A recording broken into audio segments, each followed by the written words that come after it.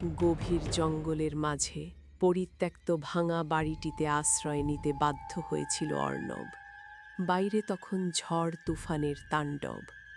ভেতরের নিস্তব্ধতা প্রথমে তাকে শান্তি দিলেও ঘরের কোণায় জমাট বাঁধা আধার যেন এক অজানা ভার নিয়ে এসেছিল। প্রতিটি দেওয়াল থেকে যেন শতাব্দীর পুরনো একাকিত্ব ফিসফিস করে উঠছিল, আর রাতের সাথে সাথে সেই অস্বস্তি গভীর হচ্ছিল। মাঝরাতে ঘুম ভাঙল। ঘরের ভেতর হালকা ঘুঙুরের শব্দ যেন বহু দূর থেকে ভেসে আসছে। বাতাসের অভাবেও জানালার পর্দা আপনা আপনি নড়ে উঠল, আর মনে হলো কেউ পাশ দিয়ে হেঁটে গেল। কাঁচা পাকা গন্ধ যা আগে ছিল না তা এখন তীব্র হয়ে উঠেছে। অর্ণব বুঝতে পারছিল সে একা নয়, একটি শীতল উপস্থিতি তার চারপাশ গ্রাস করছিল। ভয়ে কাঠ হয়ে দরজার দিকে তাকিয়েছিল অর্ণব।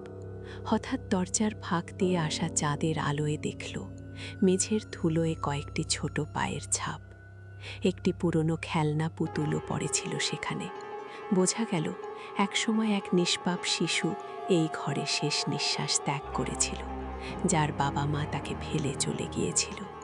তার একাকী আত্মা আজও এই বাড়িতে তার প্রিয়জনের জন্য অপেক্ষা করছে, আর তার করুণ আর্তনাদই এই ঘরের বিভীষিকা। এই সত্য অর্ণবের মনে ভয় নয়, এক গভীর বিষণ্ণতা জাগিয়ে তুলল।